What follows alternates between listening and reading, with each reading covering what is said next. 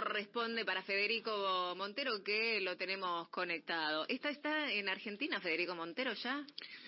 Sí, estamos en Argentina. Ya estamos de vuelta acá en la Patria Chica después de una gira que nos llevó por Ecuador y Honduras, analizando un poco las elecciones, que hicimos la cobertura para la radio, y en Honduras en un foro parlamentario y en la Feria del Libro, donde hicimos varias presentaciones, así que muy contentos por esa gira y habiendo cumplido los objetivos, así que muy bien. Bueno, arrancamos por Honduras entonces, y comentarnos un poco lo que está sucediendo. Sí, la verdad que la situación en Honduras está conmovida. En el día de ayer una masiva manifestación en las puertas del Congreso de Honduras, porque se está discutiendo quizás una de las últimas reformas importantes en términos institucionales que tiene pendiente el gobierno de Xiomara Castro. Recordemos, Xiomara asumió hace poco más de un año y medio, el gobierno después de 12 años de lo que habían sido gobiernos que surgieron con el golpe de Estado contra Mel Zelaya. Lo que es considerado por el gobierno de Xiomara y los partidarios de Libre, 12 años de dictadura. En esos 12 años se fue consolidando un sistema institucional que tendía a hacer prevalecer los intereses del sector dominante de ese país. Con la llegada de Xiomara Castro al gobierno comenzó a desarmarse eso, a instalarse un proceso de democratización de la sociedad y del gobierno hondureño, revirtiendo también un modelo difícil en lo económico, en lo social, con una fuerte presencia del crimen organizado, como hemos visto en las columnas que hemos estado siguiendo. Pero hay un punto central, que es la reforma del Poder Judicial que encaró Xiomara Castro. En febrero de este año logró el gobierno de Xiomara Castro construir una mayoría en el Congreso que le permitió renovar la Corte Suprema, algo que bien quisiéramos nosotros en nuestras latitudes y en otros países de la región. Eso se pudo lograr a partir de la combinación entre la movilización popular y un marco de alianzas en el Congreso que le permitió al partido de Xiomara Castro, aunque no tiene una mayoría propia, construir alianzas con otros partidos para renovar la Corte Suprema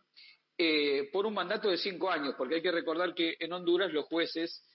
tienen mandatos periódicos por un tiempo determinado, no como en Argentina, que tienen mandatos vitalicios. Bueno, ahora la pelea, la pulseada final es por la última pieza de ese engranaje institucional y judicial, que es nada más y nada menos que la Fiscalía General, el nuevo fiscal general y adjunto. ¿Por qué es importante? Porque la figura del fiscal es la que lleva adelante todas las investigaciones vinculadas con la cuestión del combate a la mafia y al narcotráfico.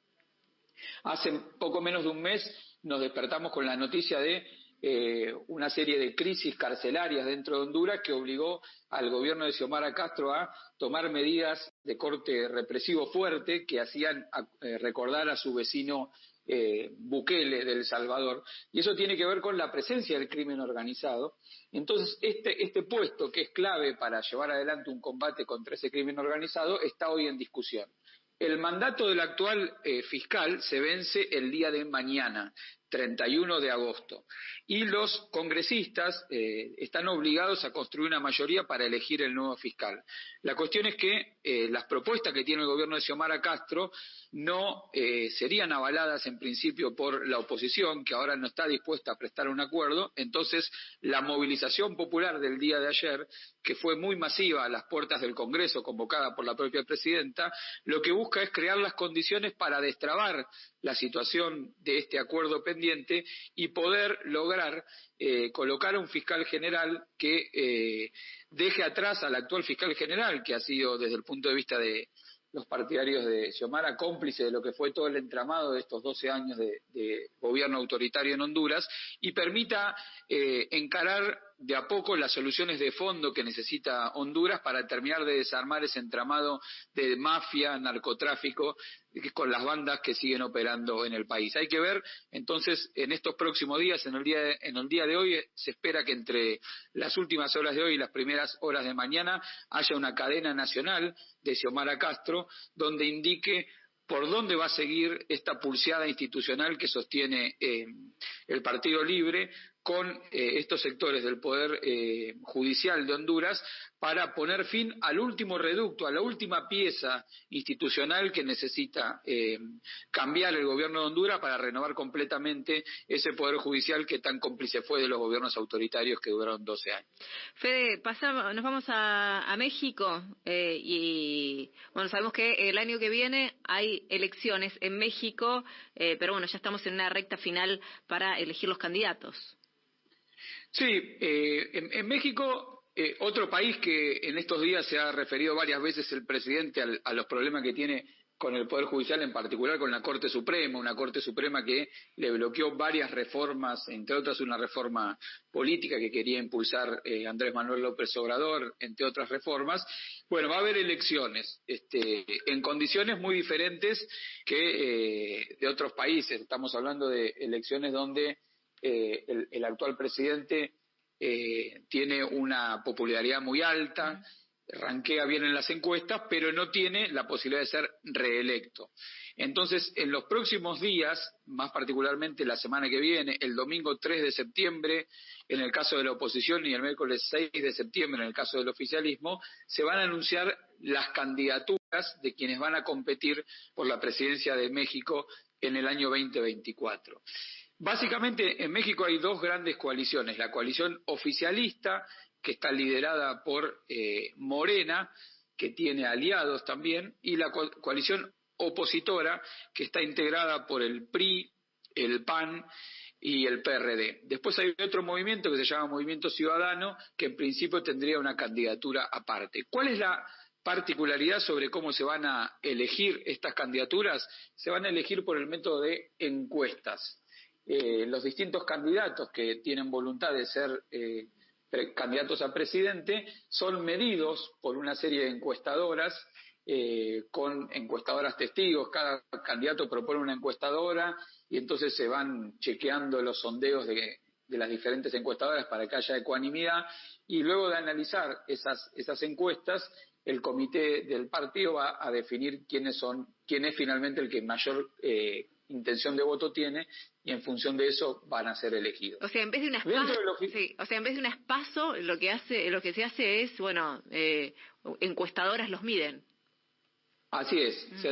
se trabaja con encuestas. Es un método que ellos han utilizado bastante seguido, que a nosotros nos parece un poco extraño, pero que es el método que han logrado consensuar para definir esto. Para poder hacer esto, quienes pretenden ser candidatos y se someten a este método de encuesta han dejado ya hace un tiempo sus puestos formales para dedicarse a hacer campaña. Hay dos grandes candidatos dentro de la coalición oficialista. La que en principio estaría liderando las encuestas es Claudia Sheinbaum, quien fue jefa de gobierno de la Ciudad de México, pero también se presenta Marcelo Ebrard, quien fue hasta hace poco tiempo el canciller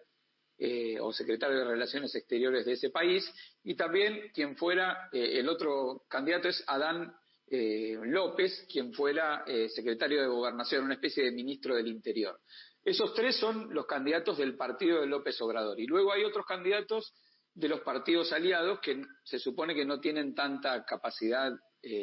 electoral. Entre ellos dos se va a definir básicamente quién va a ser el candidato por el lado del oficialismo. Y en la oposición hay dos candidatos. Por un lado se presenta con intenciones de ser electa Xochitl Gálvez, que lidera las encuestas y es una líder del PAN, actualmente senadora, y por otro lado una referente del PRI, que es Beatriz Paredes. Todo indica que nos encaminamos hacia un candidato, sea quien sea, por parte del oficialismo, que tiene todas las de ganar el año que viene para continuar con el proceso de transformación en México. La pregunta es si la interna de Morena se va a definir de manera tal de que no haya fracturas, porque sobre todo por parte del canciller Marcelo Ebrard han resaltado la necesidad que este proceso de elección de encuestas respete toda la objetividad necesaria del caso y que le den algunos reaseguros de confianza de que ese proceso no esté en algún sentido orientado en función de la candidata Claudia Sheinbaum. En ese caso existiría la posibilidad de alguna tensión o alguna posibilidad de ruptura dentro de la fuerza política de Morena, y eso significaría, ahí sí, poner en riesgo la continuidad del proceso político. Así que delicada por un punto la situación interna, con este proceso de selección a través de encuestas, en un México que todo indica que si se mantienen unidos y se salda de una manera armoniosa quién va a ser el candidato, en el año 2024 todo estaría orientado a la continuidad del proceso político, ya no con López Obrador, que constitucionalmente está impedido de ser electo, sino con quien sea electo producto de este proceso de encuestas que se va a dar a conocer el próximo miércoles. Fede, ¿nos vamos a Estados Unidos y analizamos un poco la situación de Trump? Bueno, en Estados Unidos lo que podemos decir cortito para avanzar es que el miércoles pasado se dio el primer debate de los precandidatos del Partido Republicano para las elecciones del año que viene. La verdad que hubo más de media docena de candidatos republicanos ahí, pero el que no fue al debate fue el que pica en punta en todas las encuestas, que es el expresidente Donald Trump, que le lleva varios caballos de ventaja a todos los candidatos. El segundo posicionado es Ron DeSantis, el actual gobernador de Florida, que Donald Trump lo llama de una manera graciosa Ron DeSantimonious, con esa forma que tiene Trump de ser gracioso para denigrar a sus oponentes, pero está bastante lejos todavía de poderse posicionar compitiendo con Donald Trump. En el marco de la discusión quedó claro que todos están un poco, varias cabezas por detrás de Donald Trump. El único problema que podría tener en términos políticos y legales Trump para ser consagrado candidato en Estados Unidos es las complicaciones que tiene en materia judicial. Se confirmaron varios procesamientos que Donald Trump va a tener que afrontar el mismo año donde va a tener que competir por la presidencia. Particularmente en lo que es las investigaciones que se le siguen por el asalto al Capitolio, cuando Trump